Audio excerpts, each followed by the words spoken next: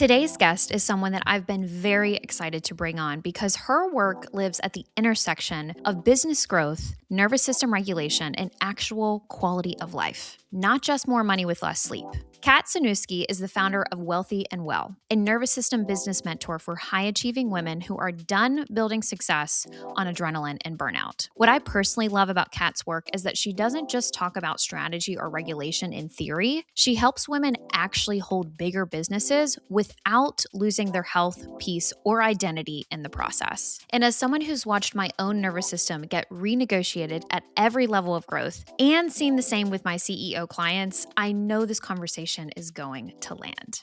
What radicalized you into making that your mission? Such a good question. Well, my mission, my movement is wealthy and well. And what that means to me is wealthy, of course, in this abundant, overflowing way, but that doesn't even necessarily mean the number in your bank account. I always say, yes, I love to shamelessly talk about numbers and money and making millions. Like, I want you to make millions, but even more than just like wealthy and how much money can I stack for the sake of stacking money, it's really about how can I get this holistic picture of wealth in my entire life where I feel this overflow in all different areas, in my health, in my bank account, of course, in my relationships, in my peace. And so I often say, like, the mission with Wealthy and Well is to, yes, be able to reach your full potential, if you want to call it that, which is such an overused term, but to do everything that you're called in this lifetime to do and do it feeling incredible. Because the numbers show that so many female entrepreneurs, specifically and high achieving women, when they're building their life's work, they love what they do,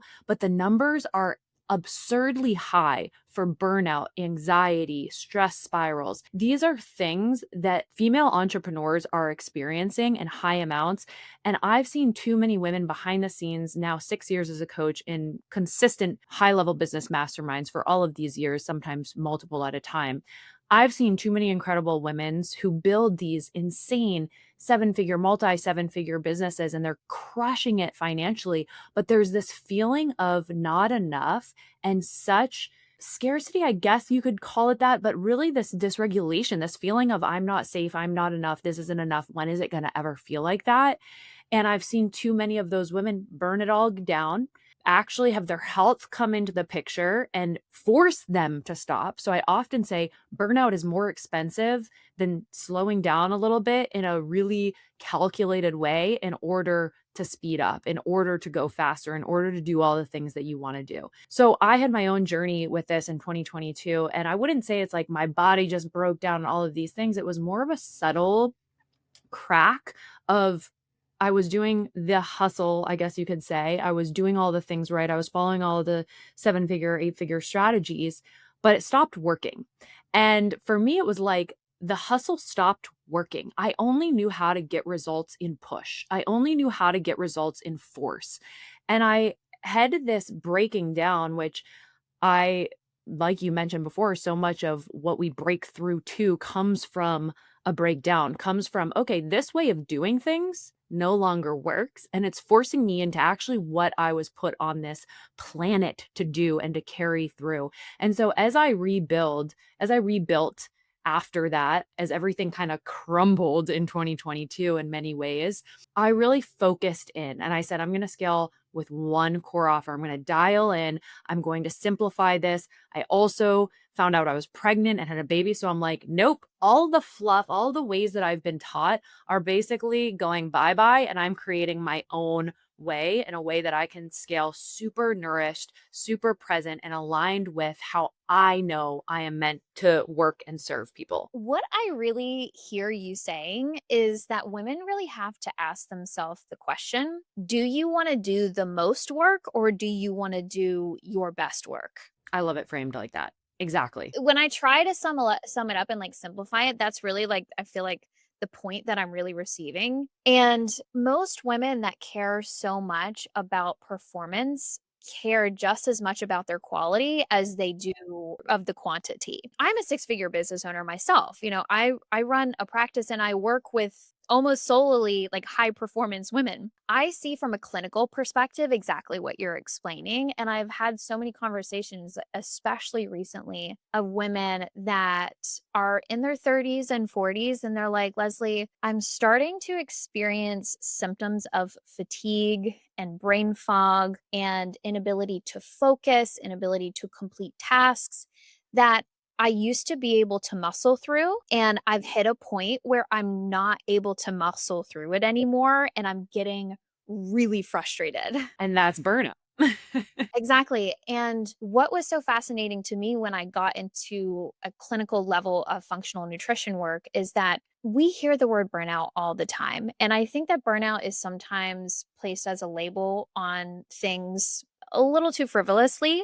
But at the same time, I can literally see if someone is burnout based upon the pattern that their hormones are functioning in. And a lot of people think that hormones are just testosterone, just estrogen, just progesterone, but we have upwards of 50 different hormones, and our hormones are always going to adapt to the environment, the demand and the resources that our body is being demanded to adapt to. And what I see is that so many people talk about women being stuck in this high cortisol hormonal pattern, but I typically find that women that have really high cortisol usually are still in that muscle through phase. They haven't hit that phase where it's like, wait a minute, I can't muscle through this anymore. And they usually end up coming to me once they've bottomed out their cortisol, because what is concerning is that there's not much understanding of the fact that you can demand an overdrive state of work output to the point where your body will struggle to create cortisol, period. And that is what clinical burnout, adrenal depletion feels like and looks like in lab testing. Is their DHEA hormone, which is their resilience hormone, and their cortisol hormones bottom out, and they can't muscle through anymore because they don't have like the overdrive. That shift into overdrive runs out of fuel. I love that you break this down from a hormone and from you being able to see this perspective, because I think unfortunately that people hear burnout and they just think, oh, they just weren't strong enough or they just can't handle it and it's just they're weak. And that's obviously not the case. It's a bodily response to operating in this sympathetic, this fight or flight state where there's a cascade of things happening in your body. Even if you're like, I can handle this, I can push through. Those are the people that often experience this, like us. Like, we are high achieving, we are that woman, right? And then when they can't operate at that caliber, they get frustrated, disappointed, and they're like, fuck it.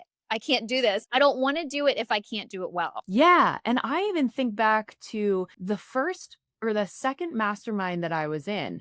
And I, mind you, have been a yoga instructor for 12 years, over 700 hours of various different teacher training, studied in India, all of the things. Like, I'm deep in this before even going deeper into the nervous system. Specifically, I was deep into the somatic work and into this world, this holistic wellness world, and moving my body and all of these things.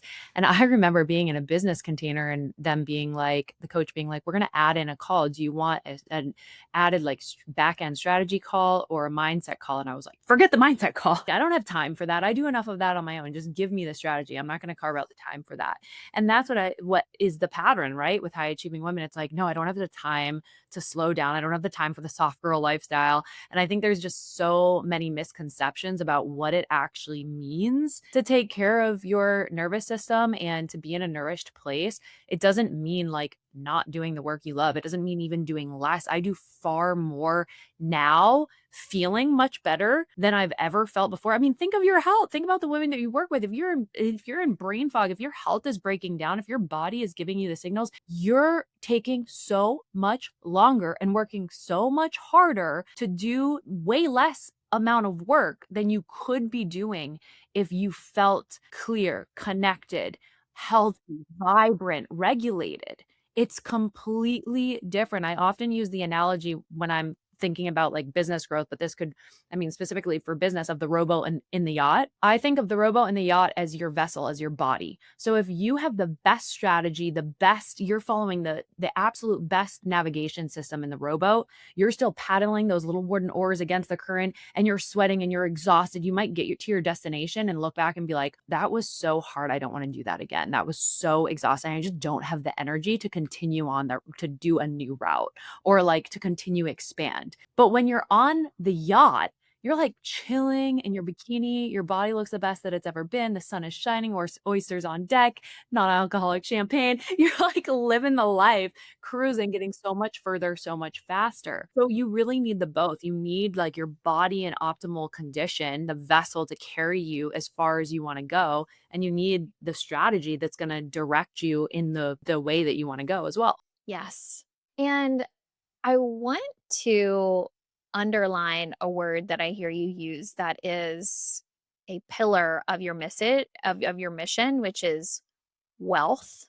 And I want to really define what we mean by wealth, because I know that Leslie, probably a decade ago, I definitely had a very poor relationship to finances, and I had this subconscious programming that if you are wealthy, that you are greedy, that you are selfish, and that you are a bad person if you are a person of wealth. And this really triggered for me when you were talking about, working so hard, because I noticed that when I was not properly compensated for my time and the energy that I was putting into my work, that shit exhausted me because I was not financially secure. I didn't feel like the energetic exchange between me and my client base when my prices were not where they should have been was balanced. I felt more invested into my clients' like recovery and healing journey than they were in their own. You know what I mean? And I've also heard in your story, you share that you went through a phase of offering tons of different offers to scaling back, honing in and perfecting, a much smaller offer suite with a higher investment, and it helped you to become more regulated. Can you expand on your relationship to wealth, how that's evolved and like how that plays a role in nervous system regulation? Definitely. And I would say in general, we have these patterns, we have conditioning, we have, like you mentioned, people that have money are evil, or I'm going to be excluded, or I'm going to be, left out of the group. I'm not going to belong anymore. A lot of core desires. And this is all going to be so unique, but there are some familiar patterns and just societal messages that we've been taught and that we may have these deep beliefs around. And one of those can be, it has to be hard. It has to be hard. Like, if you're not suffering. Yeah, like, it's almost like we put suffering on a pedestal. Totally. And I often say, wearing busy is a badge of honor. And it's like, I'm so busy. How many times do you see someone, even if it's like your nail tech, and they're like, oh, how's life? Oh my God, I've just been so busy. I have no time for anything. I'm just doing all the thing. I'm so busy. It's like that is quite ingrained in our society, to feel like your worthiness equals how busy can you be. But we really have to change our relationship with time and increase our value instead of increase our output. And I don't know if you know about, Chronos time and Kairos time, when you're more in flow state, these two No, different. tell me. I don't know Okay. anything about that. So Chronos time and Kairos time. Chronos time is like our typical trading time for money, your normal clock, like the system that most people use. And this was really created in factory settings. It's like you produce more when you work more. So that's what's glorified, that's what's praised. But Kairos time is where it comes from, the Greek word, is where we get to collapse time and we get to work in our zone of genius, our flow state. So Gay Hendricks talks about this in The Big Leap. There's many different books and everything that you can find these two types of time in. But when you're in flow state, I think about this. My take on this is that's when you are regulated. That's when you're nourished. That's because if you think about regulation, you're clear, you're thinking fully long-term logical thoughts. You're not in these graspy, quick problem solve, like not even problem solving because it's better problem solving. But if you think of like fight or flight energy of like, I just need to do something quick, I need a quick band-aid solution instead of a long-term sustainable solution, you don't have your creativity. You're not connecting to people because if you're not safe, your resources are spent on keeping you safe and bracing and surviving. It's not focused on flourishing. It's not focused on being in flow state and really thriving. So Kairos time, you're able to collapse time. And this is why like so many times it's like time is not real. How have I been able to, like write a book in the last 3 months? How have I been with a toddler, like working many times only 2 to 3 hours a day? Like that is not real. That is not normal. But when we are being driven, when we're in this time of our excellence, of our flow state, many of us know these terms. That's what it means. And time becomes totally different. So if you can add, instead, if you can think about how can I add more value to my time instead of adding more time to create value. Damn. I've heard of these different concepts. I did not realize that there was actual language to describe them. And you and I are both in a mastermind together, and I have watched you like produce extensively while you write a book, while you plan a conference, while you're supporting your clients, while you're launching an offer. And you do stay in a flow state and you're a mother. And just like full transparency, my husband and I are planning to start our family this year. And I'm like so fucking scared. Yeah, but so excited. I know I'm so excited, but I just like, what would be your advice to like a woman who has a thriving business, who doesn't have kids, that wants to have kids and has anxiety about that? Such a good topic because I see motherhood, first off, as the ultimate capacity expansion. Basically, what I think is important to understand is when you're a high achieving woman and you are high performing, it's very common to try to plan everything. Like, I'm going to plan and it's going to go like I was even like this with my birth. Like I was like, I got my doula. I got this. I'm going to have a natural birth, no medication. I'm doing this. I'm going to go naturally into labor. I'm probably going to go into labor early. Like I had all of these ideas. Nope. I was 2 weeks late. I had to do all the induction, all of the things that I didn't want to do, ended up getting everything that I didn't want. And I was just like, it's like kids force you to let go. Like you have to let go because they are so unpredictable and there's no way that you can hang on to that control. So that for me was actually, and I love to say motherhood is a 10x for your business because it forces you to be so efficient. There is absolutely no other way. And it also, like, I think I'm actually still nursing my over 2-year-old. And every time that I'm sitting in the chair rocking him, without my phone, sometimes my mind is like, oh, I got to do this XXX thing. And I'm like, no, just be present. Like it forces you so heavily into the present moment. And if we're thinking about co-regulation, thinking about all the beautiful things of like snuggling a baby that it does for your system, there are so many parts of motherhood, in my perspective, that actually allow you to be so much more present, so much more tapped into that time. And I think one thing that's been really helpful for me in that process as being, first off, knowing different stages are gonna bring different things. I'm again 2 years out.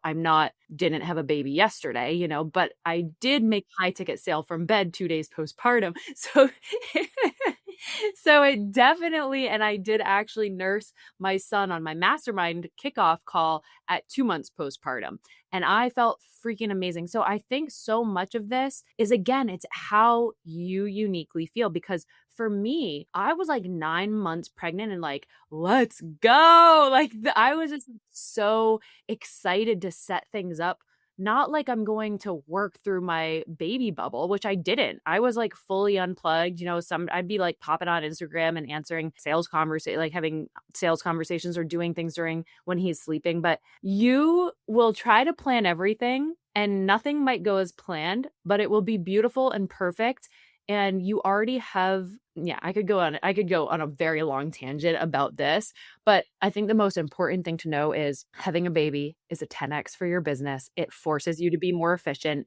You can't even really plan that now because it's going to force you to be, because you will only have a limited time. You will only have the time that you can have. That being said, how I say I baby proofed my business is I did shift into this one focus core, what I like to call a cashmere core offer.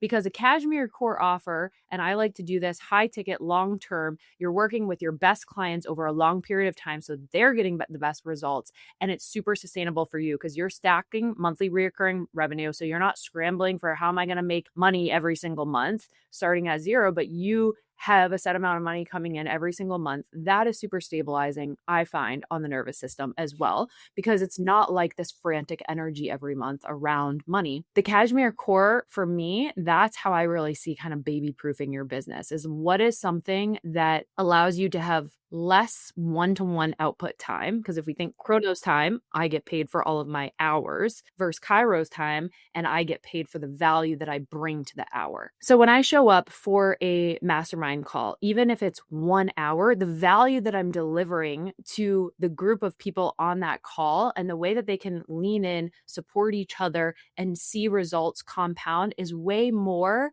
than when I used to do one-on-one coaching starting out as a coach. They're getting much better results than me giving someone all of my time in the beginning, because again, it's a different level of client. And again, it's how can you stack value behind your time? So I would look at how can I make my like cashmere core, as I like to call it, offer the best thing on the planet for my specific person. No, I love that. What was such a eye opener for me in my work is I did do all one-to-one coaching for years. That's the only thing that I would do. It was the only thing that I thought was valid. Because in my work, it's just very, very customized. It's very tailored to the individual. I believe that that is where you are able to apply and achieve deep impact. But I decided last year to design a group coaching program. And I learned that there is some kind of magic about being in a group setting and being in a wolf pack of badass women that all have similar values, drives, missions, and you can be your true whole full self in that space because the women that are in that space are excited for the opportunity to root for you and vice versa. You know what I mean? And being in that space. And I did find a way to be able to create a personalized experience in my group program, but I shied away from doing a group program for so long. And not that I feel like I needed to do it any earlier than I did, but the concept of the energy in the collective versus just the one-to-one, the only word that I can truly use to describe it is magic. And the results that the women in my group coaching get are insane because they're just so energized from each other. And I also feel like I'm able to support so many more people in one call, in one session than I would in a one-on-one setting, which I still do one-on-one. It's a very VIP, offer tier for me, but the group coaching experience I think is low-key transformative both for the facilitator and the receiver. Yeah. And even thinking about the nervous system, because if you think about mirror neurons, I once saw somebody post, I don't know if it was a meme or something. I saw this somewhere and I was just like, that is so good. It was surrounding yourself with hot, healed, wealthy women will do more for you than 15 years of therapy. And I was like, yes, that is so true and so good. I wish I could credit somebody for that because I don't remember where I saw this. And I don't even remember if it was exactly that, but it was I'm not going to claim it for my own, but I kind of will. It was just so good because it's so true that who you're around, you will rise to meet the people around you, or you will dim to fit in to the people around you. And there is something to be said. Think about group fitness classes. There is a reason why group fitness classes are so popular and why you get oftentimes a better workout in ways like I strength train solo a lot primarily now, except but if I think about a boot camp or Pilates class or yoga class, it's like I've been teaching yoga for 12 years. I went to a yoga class last night and I was like, it's so nice just to be led, to have other people in the community and other people that are like valuing this, that are taking time out of their day, that are spending their money on things like this. So that power of a group heading in the same direction with the same goals can do so much for you. And I always say like one-to-one, I'm not saying like get rid of one-to-one. I still do one-to-one, but it's priced accordingly. It is the creme de la creme, highest level way to work with somebody, and it is your time. And therefore I just believe that it should really be priced accordingly. 100%. I couldn't agree more. And, I'll tell you a short little story. We were snowed in this past weekend and I was hanging out with a couple of my closest girlfriends. I was just telling one of my girlfriends how proud I was of her for getting on the mic and speaking in front of a large group of people. And she got on the mic and she was like, I really want to work on my speaking skills this year. And I'm like, my heart's racing and my armpits are sweaty, but I'm going to be here and I'm going to, stretch myself and work on this. And she like, in speaking, usually that first 30 seconds to 2 minutes is like the hardest part. And then you just drop in and you can like reconnect to your train of thought, And I just saw her really, really thriving in that. And I could see her like stepping into her power, like what she was really fucking made of. And so I told her that. I was like, babe, I am just so proud of you. Like it invigorated me to watch her do that. It was just like an energy exchange. And you know what she said to me was, she was like, Leslie, I don't know if you realize this, but you have inspired me to step into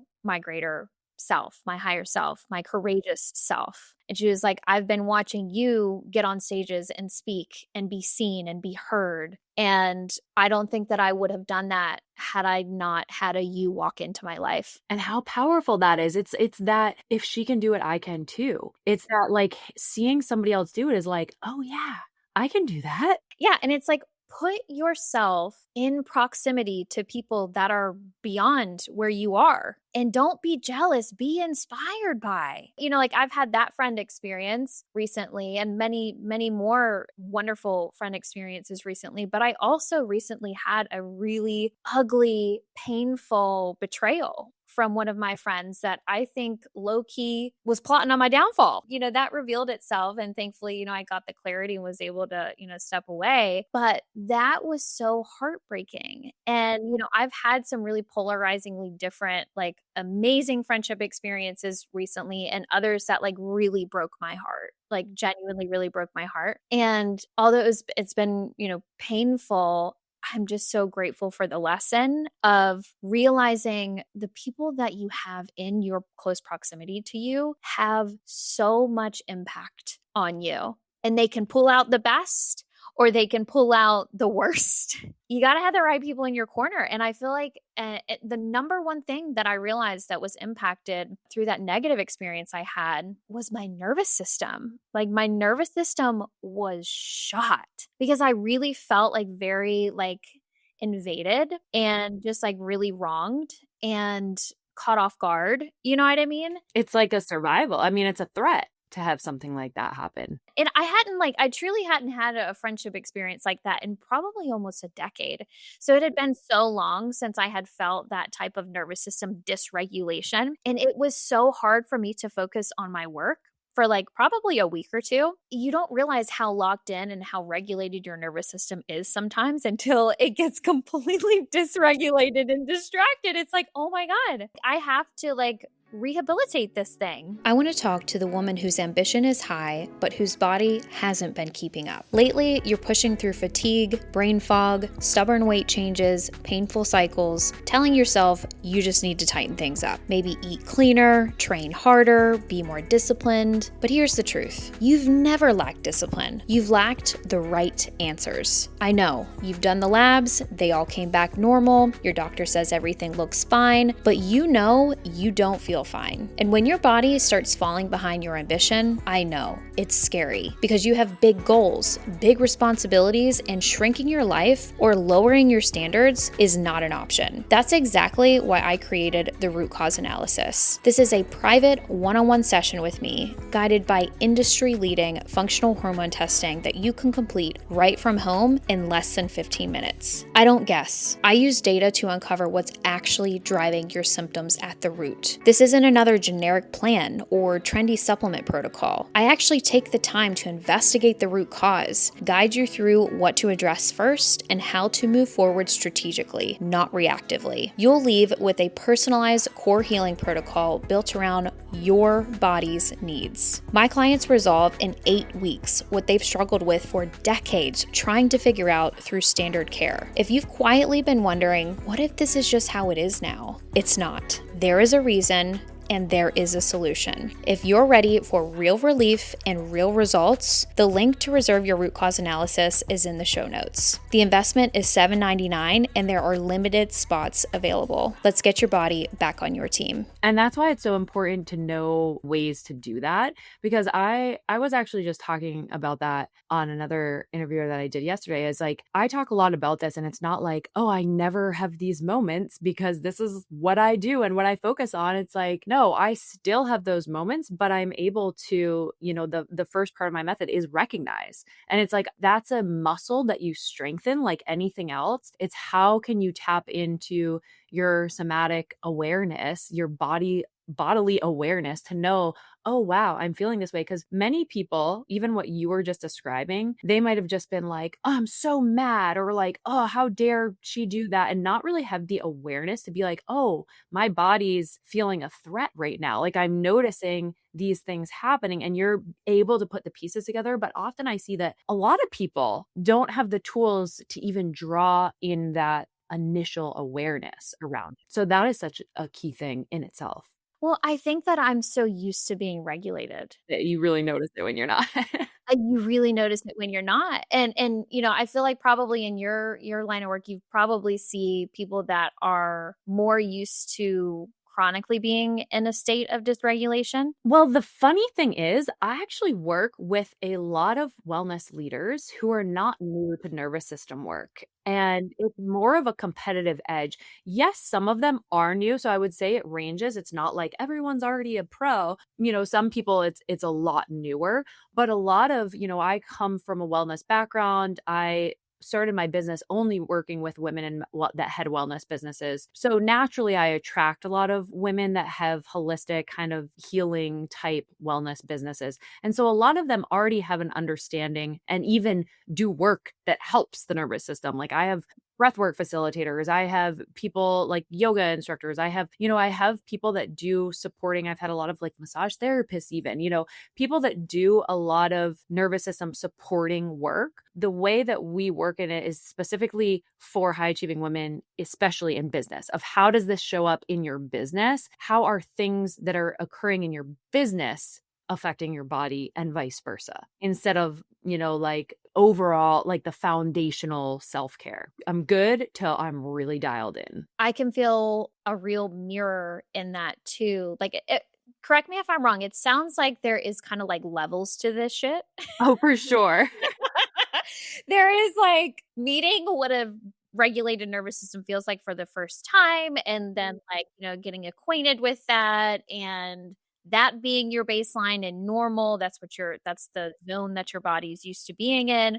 And then there is I know what functioning well and regulated feels like, but I'm now stepping into areas of my business and calibers of my business, levels of business that my whole being is not used to being in. And now I need to understand how to regulate in this realm that like I've never asked myself to do. And like, I personally have felt that, like as my brand grows and my following grows and my visibility grows, and I launched a podcast, and now people have so much more like insight into me and who I am. And so they have so much more to say, so much more opinion. And now I have, a higher volume of clients because I do group coaching now. I have noticed that in every stage of my business, like I've had to go slow so that like my nervous system could get acquainted in that next level. But I could definitely see how like being able to get regulated in a new level faster. What I think is so ironic that people think the soft girl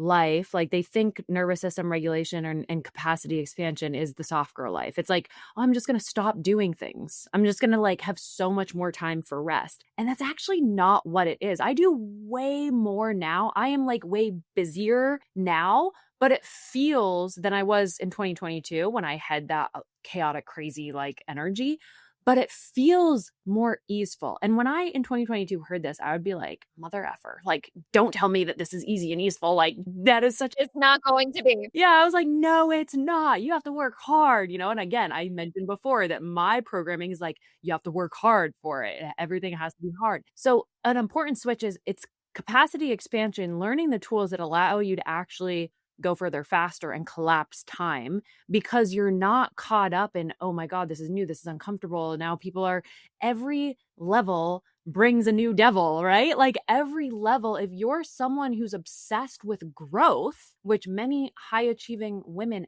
are, they're not trying to stay the same as they were last year. You can be very regulated all the time if you're just doing the same thing because again, our brain and our bodies love familiar. They love to be able to just say, oh, I've seen this, I've done this, we know exactly what to do, we're good.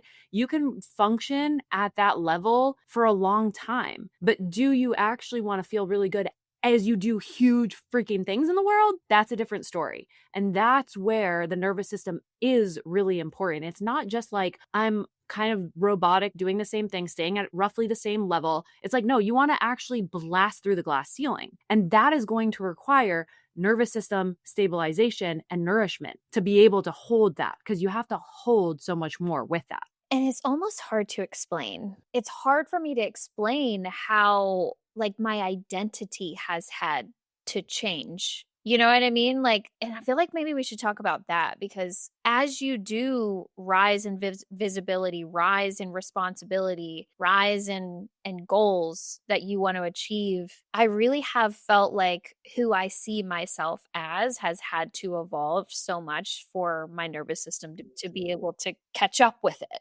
You know what I mean? Like, is that like part of your experience or what you see amongst your clients is identity work too? Absolutely. And I believe so much of identity work is nervous system work as well. Think of your identity. I mean, one of the easiest examples for me to use is always quitting drinking because for me, that was so normalized in the environment that I was, in the group that I was in. And so that was even more extreme to me than everything that I've done in my business. For some reason, that was like a big one, but it's just an easy one to pinpoint and talk about, I think. So for that, it's like, it's going to feel so uncomfortable and you're going to, again, continue to try to fit in. And it's going to feel like, who am I to do this? I mean, think of imposter syndrome. Imposter syndrome is basically like my body's not on board with who I'm becoming yet. And I haven't stabilized that. So it feels, think of what imposter syndrome feels like. I'm sure many of us have felt that, especially if we're very growth oriented. Imposter syndrome is basically like, who am I to do this? It's that racing heart. It's maybe the tense shoulders.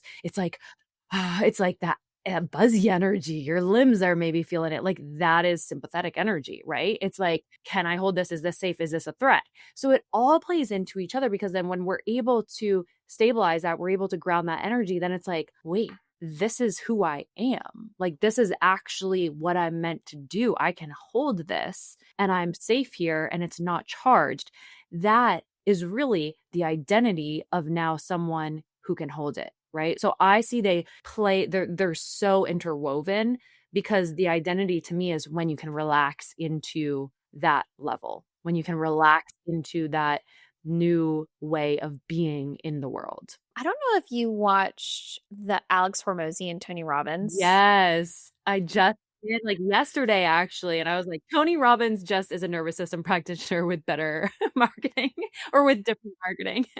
I feel like when you get to different calibers of business, and correct me if I'm wrong here, but I feel like when you still have imposter syndrome in a new level, you tend to overwork because you feel like you have to like work really hard to be worthy of being in that realm. And it's also like this I definitely feel like I've watched Alex Hormozy experience this where like as he like has these insane achievements, he like has to keep on proving himself in those levels. And I've seen it in myself as well. Like this sense of I'm here, I've never been here before. No one has seen me here before. I have to prove that I'm worthy of being here. You know what I mean? And that's I feel like maybe like the identity and the thought patterning behind the dysregulated overworking and like not being able to just like move with ease and in that new space. I think with that interview specifically, what I loved so much is that what Tony Robbins did with him is he was like, basically, I can't remember the word that he used. What was that? I don't remember the word that he used, but he was basically like, when he cracked a smile, like you could see him soften and be more present and joyful. And that to me was all just like, he's feeling a co-regulation. Like he's softening into himself instead of guarding and kind of like pushing and surviving. And I loved that he was saying, and so much of Tony's thing too is like shifting your state. And what is shifting your state? That's like total nervous system work, And so I love that he really pinpointed that. And he talked so much about what's the point if you're not able to enjoy it. And yes, you can stretch into new levels, but how can you do it in a way, in a unique, aligned, like unique to you, authentic way to you that is going to make you truly happy and not just like, this is what I need to do for ego metrics. Well, what I could definitely see is he shifted from like, it's almost like he wanted to be impressive. And Tony Robbins was like, dude, you don't need to impress me. I want you to be well. You know what I mean? Like Alex was like, this is my strategy and these are my numbers and this is what I think and needs to be my mindset. And Tony Robbins was like, bro, I just want to see you smile and enjoy your work. Yes. Oh my God. I love that you brought this up. It's such a good, relatable part of this work and of what is the most important, right?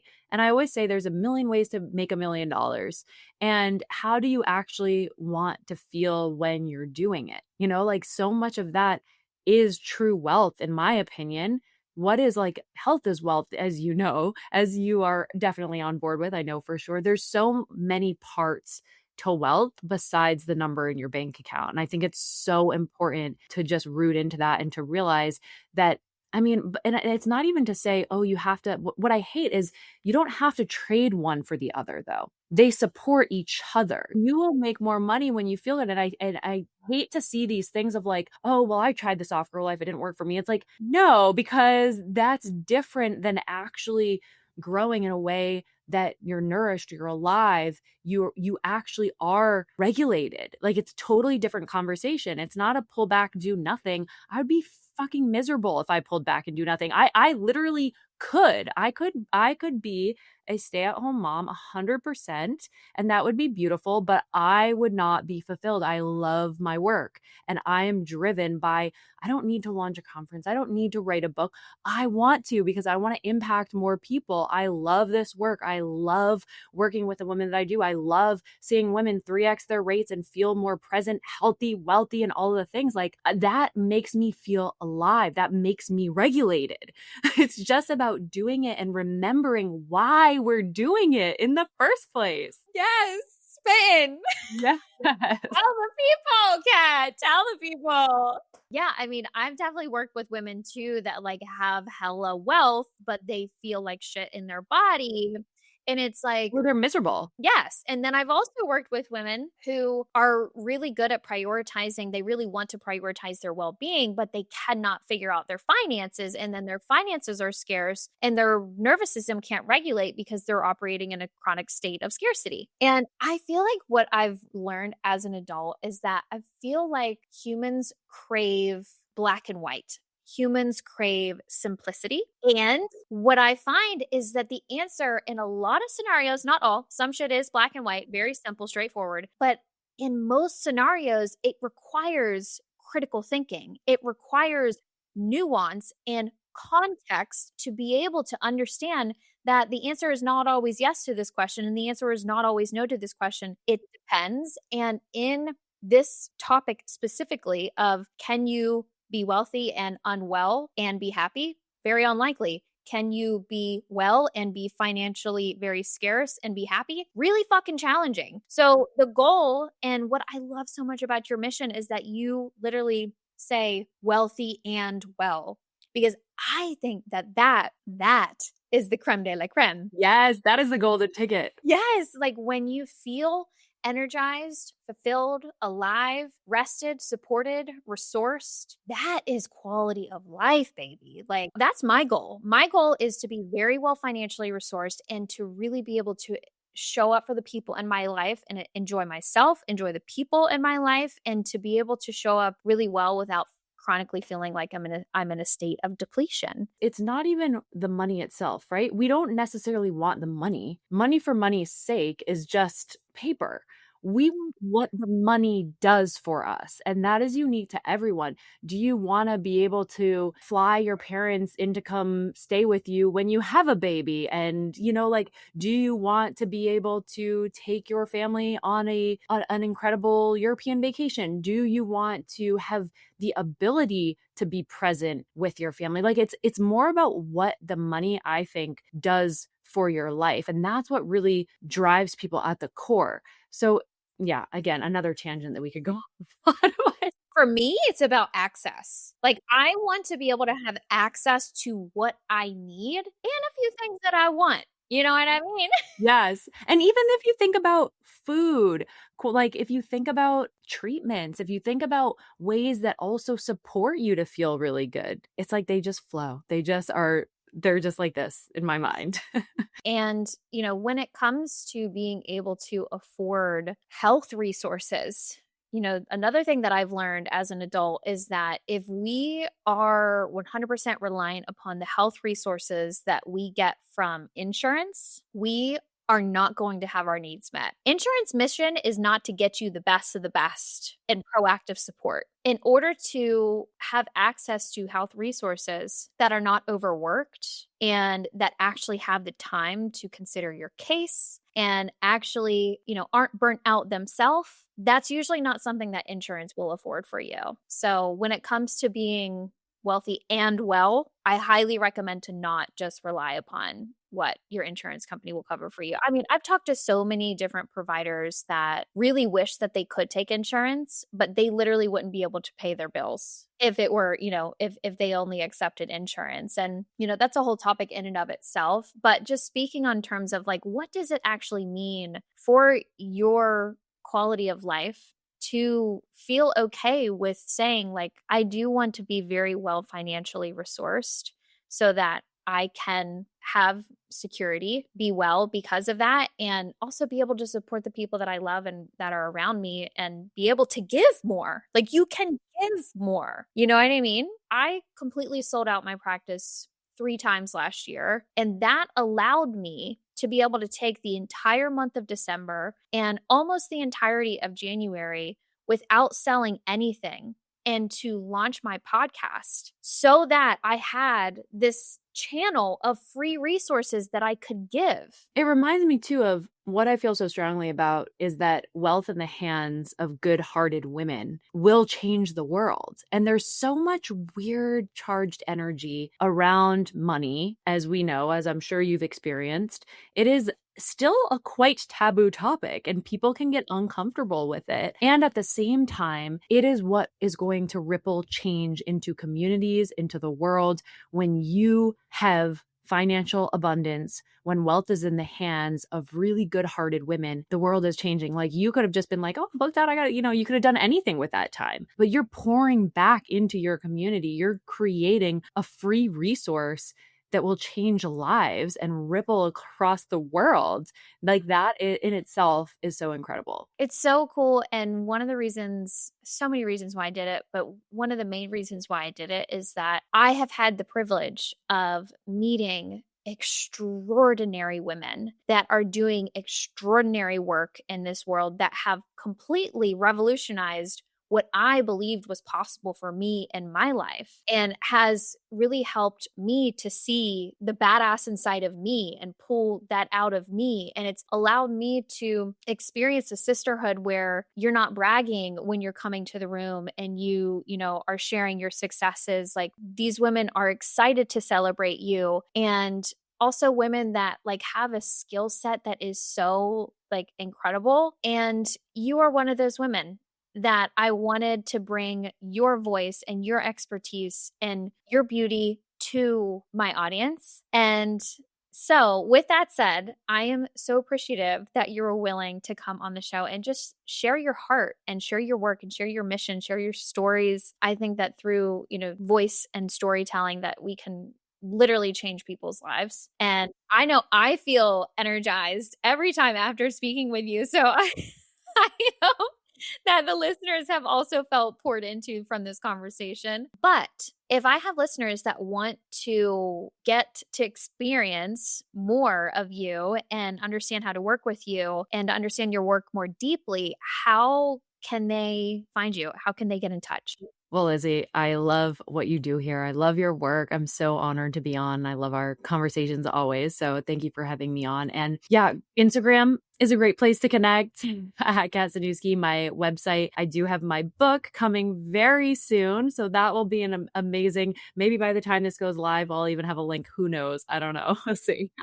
But that will be coming soon. But overall, Instagram's a great way to connect. Amazing. So you have a book coming out and you have a mastermind. Yep. I have a year-long higher level mastermind for women that are more at the multi-six figure and scaling beyond there in business. I also have another mastermind that really focuses on this nervous system work and high ticket strategy that I actually have just launched, which is really exciting, called The Sanctuary. All of this is on the gram as well. And a live in-person event coming to Portland, Maine for 3 days that infuses all of this nervous system and $1 million strategy together in a really incredible community and really incredible experience over 3 days together. So lots of things coming down the line. When is the conference? The conference is April 15th to the 17th. Okay, let's go. It's going to be here in no time. I know. I keep saying it's a business. It's like a business conference and in-person mastermind experience, but you leave feeling like you spent the weekend at the spa. So wellness infused. Love that, because you can do both. Yes, absolutely. And get more done. Higher quality work. Yeah, I love it. Well, Kat, thank you so much for your time. I'm so excited for my audience to meet you and experience you and to follow along with you. Just know that I am incredibly inspired by you and I'm going to be rooting for you every step of the way.